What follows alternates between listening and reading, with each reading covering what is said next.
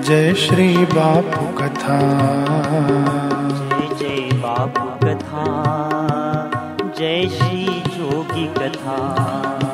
जय जय बापू कथा, जय श्री जोगी कथा। जय जय बापू कथा, जय श्री जोगी कथा। इसे श्रवण कर मिट जाती है, इसे श्रवण कर मिट जाती है, इसे श्रवण कर मिट जाती है, इसे श्रवण कर मिट जाती है। जन्म जन्म की व्यथा। जय जय बापू कथा, जय श्री जोगी कथा। जय जय बापू कथा, जय श्री जोगी कथा।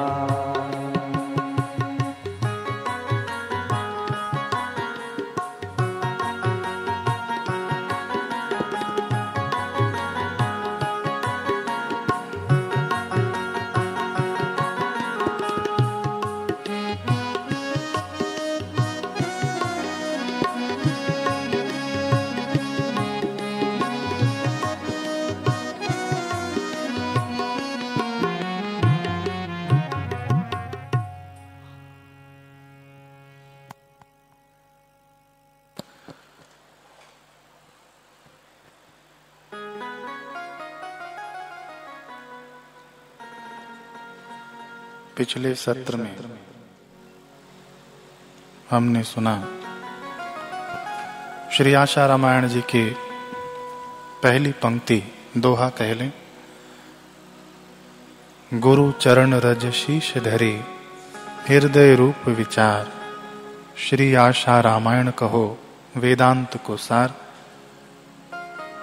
इस दोहा के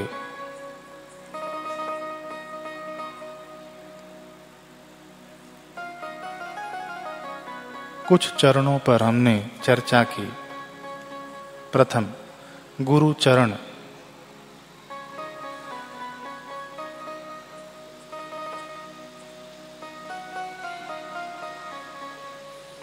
हमने केवट का प्रसंग सुना। प्रसंग चल रहा है अभी। पाली के हेमराज जी और उनकी धर्मपत्नी, इनके घर गुरुदेव पधारे हैं। केवट के प्रसंग में हमने सुना कि लक्ष्मण जी ने बाण निकाला, केवट के आगे रख दिया। केवट कहता है कि आप मुझे मारोगे तो आपको ही कंधा देना पड़ेगा।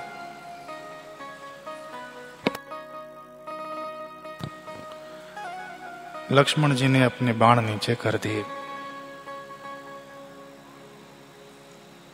केवट की शर्त है कि भगवान जब आप कहोगे तभी मैं आपके चरण धोऊंगा। मुझे गरज नहीं है, पार आपको होना है।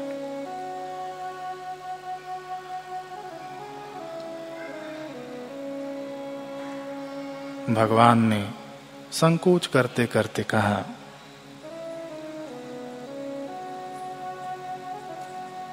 कि सोई करू जेहि तब नाव न जाहि। ऐसा काम नहीं चलेगा। केवट कहता है साफ साफ कहो कि चरणों को धो लो। तब भगवान कहते हैं बेगी आन जल पाए पखारो। देखिए, केवट गंगा जी के किनारे है, लेकिन फिर भी केवट भगवान के चरणों को धोकर गंगा प्रकट करना चाहता है। सुंदर संकेत है कि कितने भी शास्त्र, पुराण, वेद, इतिहास के ग्रंथ हमारे पास हों, लेकिन जब तक हयात महापुरुषों के चरणों को हमने प्रक्षालित नहीं किया। चरण क्या, हमने पहले सुना कि गुरुदेव के वचन ही चरण है, पद है। उनका हमने पान नहीं किया तो ये गंगा काम न आएंगी, यानी शास्त्र ये काम नहीं आएंगे। ये संकेत है। यहाँ पर हयात महापुरुषों के चरणों को ग्रहण करें, उनका प्रक्षालन करें। बेग यान जल पाए पखारूं। जल का अर्थ यहाँ पर गंगा जल या नर्मदा जल कह सकते हैं। जो पवित्र नदियां हैं उनको जल कहा जाता है, गंगा जल, नर्मदा जल।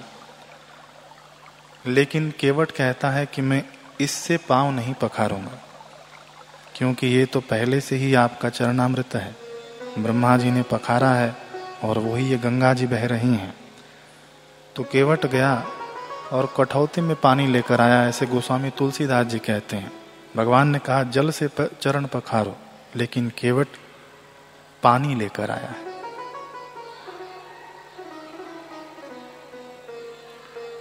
लक्ष्मण जी कहते हैं अब तो भगवान ने कह दिया, चलो जाओ उठो और जल्दी से श्री चरणों को पखार लो और हमको पार कर दो।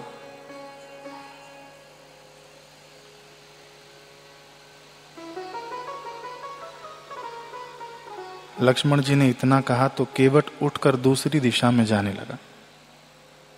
अरे केवट कहां जा रहे हो?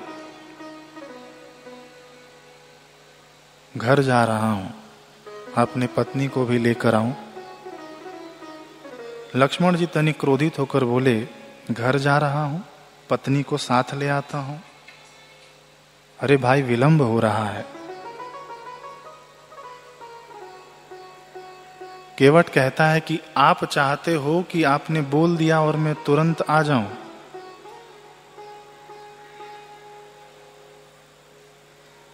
आप यही चाहते हो ना कि आपने बोल दिया और मैं तुरंत आ जाऊं।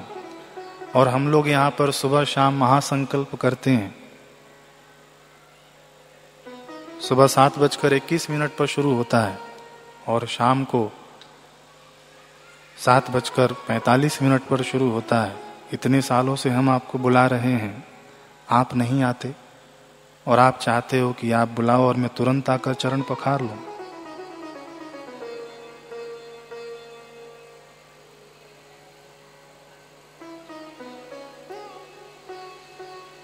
भगवान मुस्कुराने लगे। केवट पत्नी के पास गया कि भगवान राजी हो गए हैं, चलो बर्तन ले चलो। तो बर्तन कौन सा ले चले? स्टील तो था नहीं, पहले धातु के बर्तन हुआ करते थे, चांदी। अब केवट है, गरीब है, कहां से चांदी ले आए? फिर भी जो बर्तन थे धातु के, केवट ने मना कर दिया कि धातु का बर्तन नहीं ले चलो, लकड़ी का बर्तन ले चलो। भगवान के चरण इनमें धोएंगे ताकि ये सोख लेगा और उसमें हम आटा गूंथ कर इसकी रोटी बनाकर रोज खाएंगे। रोज चरणामृत का प्रसाद हमें मिलेगा।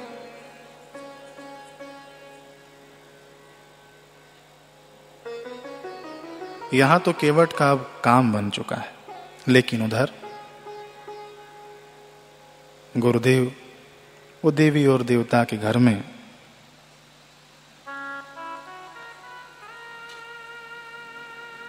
देवी और देवता के घर में बैठे हैं, यानी हेमराज जी उनकी धर्म पत्नी, इनके घर में बैठे हैं गुरुदेव। अब इनकी पत्नी कहती हैं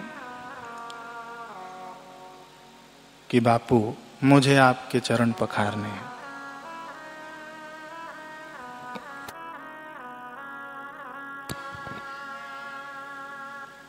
जोगी मुझे आपके चरण पखारने हैं।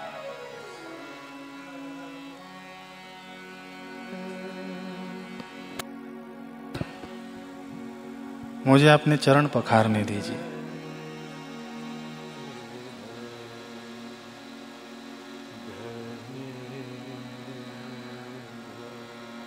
गुरुदेव मना करते हैं, लेकिन हम सब तो बालक ही हैं, बापू के बालक हैं, बालिकाएं हैं। प्रार्थना कर रही हैं कि मुझे चरण पखारने दीजिए।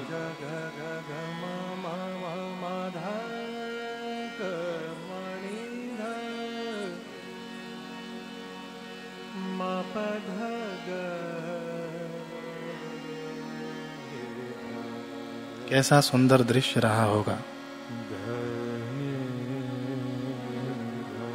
केवट भगवान को राजी कर रहा है और यहाँ ये देवी गुरुदेव के श्री चरणों में बैठकर गुरुदेव को राजी कर रही हैं। क्या कहती हैं? बड़ा सुंदर भाव है। आज नैनों से हम पर मेहर कीजिए।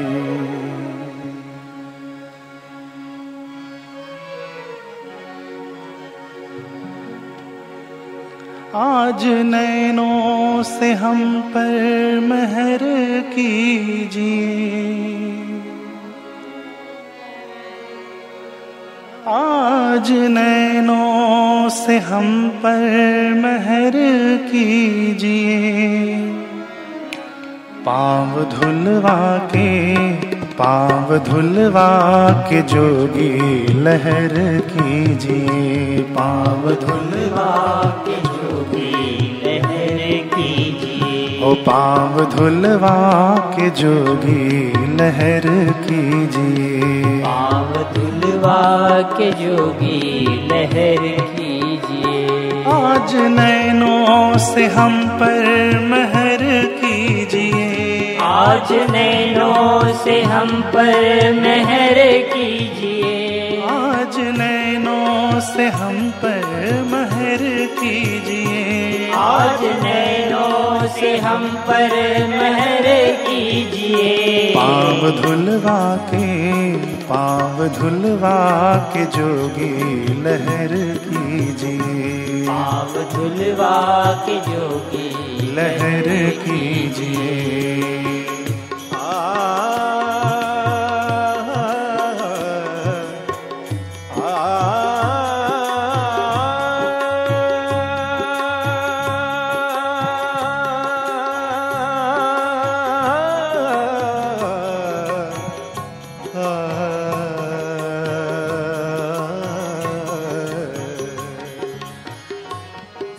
गुरुदेव कहते हैं कि मेरे चरणों को धोकर तू क्या करेगी? मैं तो चरण छुआने नहीं हृदय छुआने आया हूं। तब वो देवी कहती हैं,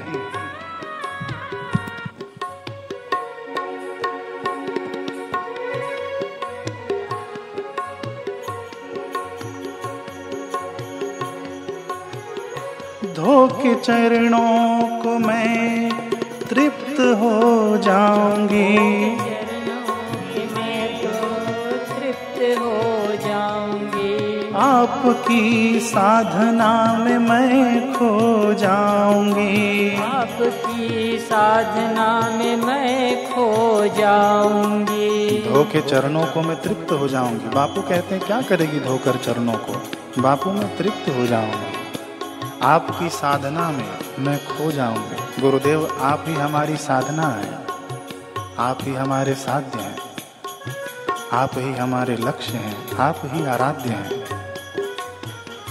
धो के चरणों को मैं तृप्त हो जाऊंगी। चरणों को मैं तृप्त हो जाऊंगी। आपकी साधना में मैं खो जाऊंगी। आपकी साधना में मैं खो जाऊंगी। मेरी भक्ति को गुरुजी अमर कीजिए।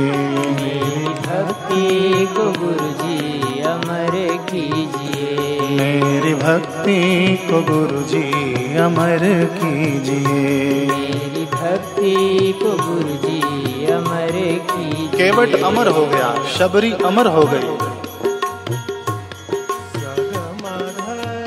निषाद राज अमर हो गए, भरत जी अमर हो गए। मेरी भक्ति को गुरुजी अमर कीजिए।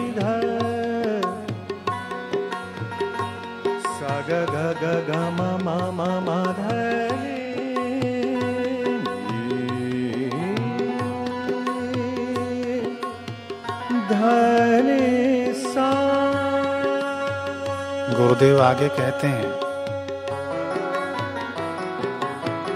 मैं अपने चरण नहीं छुआता,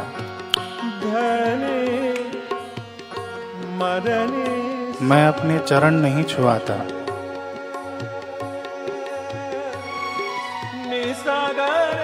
ये देवी कहती हैं कि गुरुजी ऐसा मत कहिए कि आप अपने चरण नहीं छुआते।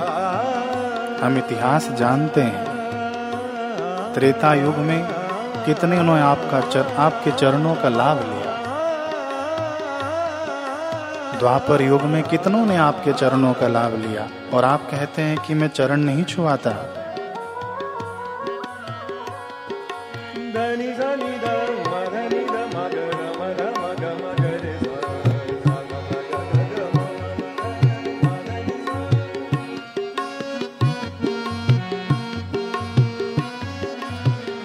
पूरा इतिहास मैं जानती आपका, पूरा इतिहास मैं जानती आपका, इसको एहसान मैं मानती आपका, इसको एहसान मैं मानती आपका।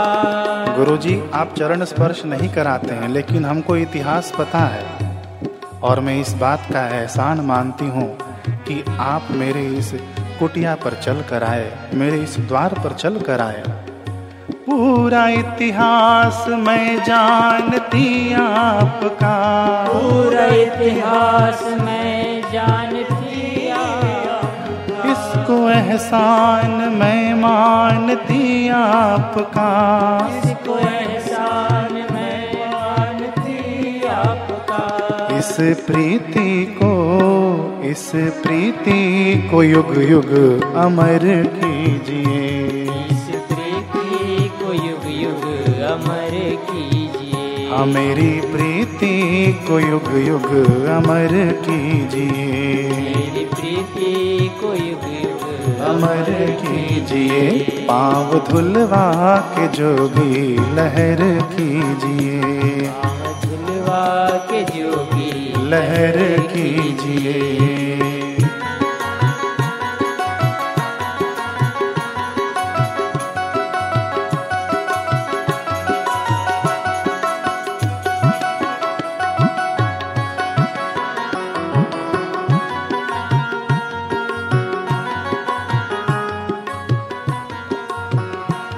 क्या करोगी इन चरणों को धोकर? जिद मत करो, मुझे नहीं धुलवाना ये चरण। देवी प्रार्थना करती हैं हाथ जोड़कर के, गुरुदेव आपके इन्हीं श्री चरणों में तो हमारी दुनिया बसती है और इन्हीं श्री चरणों का ध्यान करके हमारे मन में शांति की उत्पत्ति होती है। जैसे केवट ने गंगा बहाई, ब्रह्मा जी ने गंगा बहाई।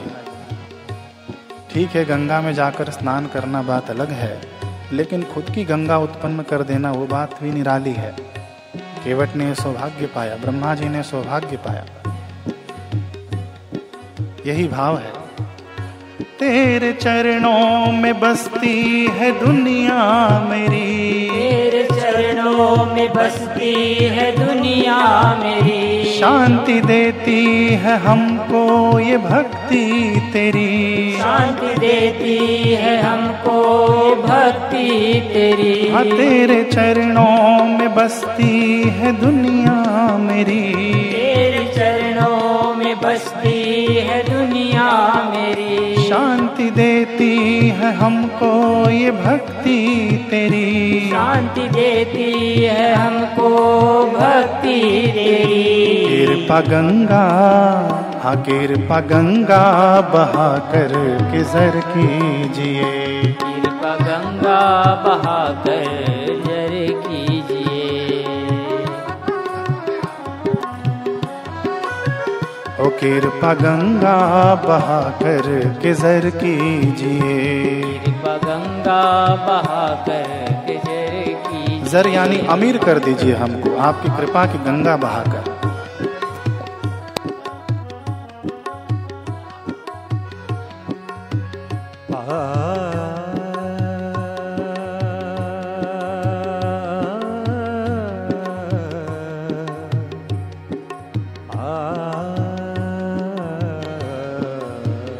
अब गुरुदेव ने सोचा कि ये भक्त ऐसे निराले होते हैं।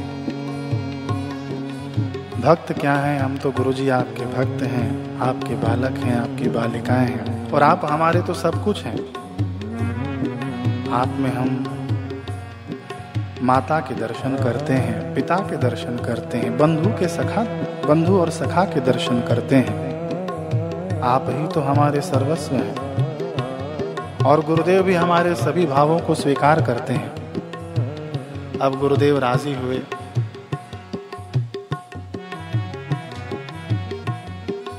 गुरुदेव राजी हो गए कि अच्छा ठीक है,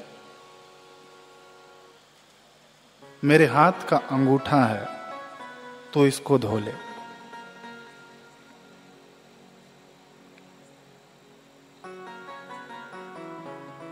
गुरुदेव ने अपने हाथ का अंगूठा आगे किया, मानो ये भाव है, एक संकेत है। गुरु जी हमें दिखा रहे हैं कि ये कली काल है। त्रेता में भक्तों ने तो मेरे खूब चरण पखारे, जहां गया राजा जनक ने हमारे चरण पखारे, शबरी ने, निषाद राज ने, केवट ने, भरत जी ने, लक्ष्मण जी ने, सीता जी ने, सभी ने श्री चरणों का लाभ लिया। और यहां तक कि हनुमान जी ने भी।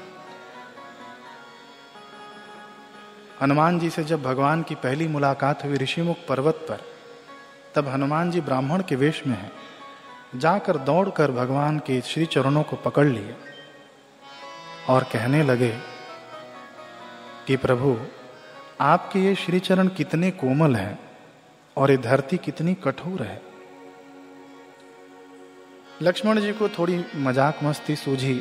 लक्ष्मण जी बोले कि ब्राह्मण देव, जब से हम घर से निकले हैं ना, तब से प्रभु के श्री चरणों को देखकर सब यही कहते हैं, लेकिन उपाय किसी ने कुछ नहीं किया। और उपाय की तो बात छोड़ो, भरत जी आए, उन्होंने भी कहा कि प्रभु आपके श्री चरण कितने कोमल हैं, लेकिन भरत जी उल्टा खड़ाऊ ले गए, उपाय क्या किया। और आप भी यही कह रहे हो। हनुमान जी कहते हैं कि प्रभु ऐसा ना कहिए, आप मेरे कंधे पर, पीठ पर सवार हो जाइए, मैं आपको ले चलता हूं सुग्रीव जी के यहां। अब भगवान बैठे हैं, यहां बड़ा सुंदर प्रसंग है। भगवान बैठे हैं हनुमान जी की पीठ के ऊपर। अब ये जहाज उड़ने वाली है, ये जहाज उड़ने वाली है और ये ओपन जहाज है, डर तो लगेगा ही। राम जी कहते हैं कि हनुमान जी डर लग रहा है। हनुमान जी कहते हैं कि प्रभु आपको डर लग रहा है तो मेरे सिर को पकड़ लीजिए। जैसे सीट बेल्ट बांधते हैं ना, वैसे हनुमान जी कह रहे हैं कि मेरे सिर को पकड़ लीजिए। फिर भी कह रहे हैं कि प्रभु कि मुझे डर लग रहा है। अब हनुमान जी ने क्या किया कि भगवान के चरणों को पकड़कर अपने सीने से लगा लिया। भगवान ने हनुमान जी का सिर पकड़ा है, राम लक्ष्मण ने, और हनुमान जी ने इन दोनों युगल चरणों को अपने सीने से लगा लिया है। अब उड़ गए। भगवान कहते हैं कि हनुमान जी अब भी डर लग रहा है। हनुमान जी कहते हैं कि प्रभु किस बात का? तो बोले गिरने का डर। हनुमान जी कहते हैं कि प्रभु आप तब गिरेंगे ना कि जब मैं गिरूंगा तब। राम जी कहते हैं कि तुम्हें भरोसा है कि तुम नहीं गिरोगे। हनुमान जी कहते हैं कि प्रभु जिसके सिर पर आपका हाथ हो, जिसके चरण आपके हृदय में हो, अगर वो भी गिर जाए तो बचेगा कौन? इसलिए प्रभु मैं गिरने वाला नहीं हूं, आप निश्चिंत होकर बैठे रहिए।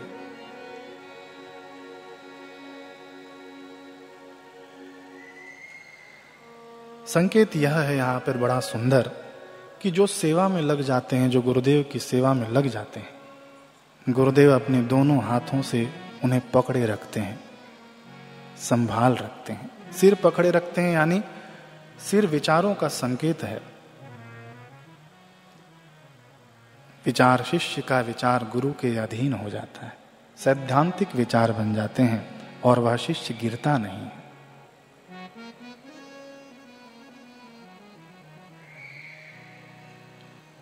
भाव है, गुरुदेव ने तो ये कहा नहीं, लेकिन अपना भाव है हम सभी का कि मानो गुरुदेव कह रहे हो कि त्रेता युग में तो खूब लोगों ने चरणों का लाभ लिया। मैंने सिखाया त्रेता युग में, श्री वशिष्ठ जी के श्री चरणों को पखार कर, दशरथ जी भी, मेरे पिताजी भी चरणों को पखारते हमारे गुरु जी के। दशरथ जी कहते हैं कि नाथ सकल संपदा तुम्हारी, मैं सेवक समेत सुत नारी। अपने बाल बच्चों और पत्नियों के साथ मैं आपका सेवक हूं।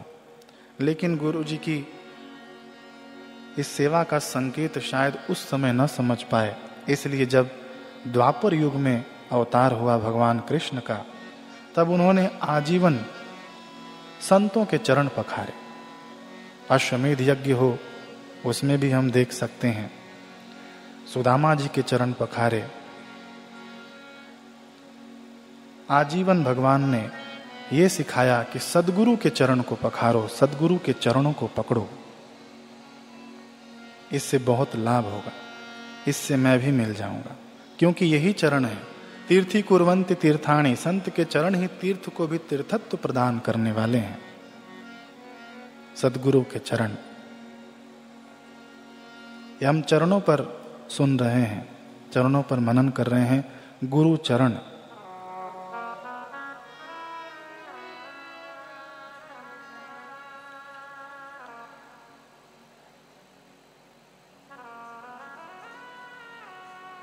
गुरु जी ने अपने हाथ का अंगूठा आगे किया कि लो इसको धो लो।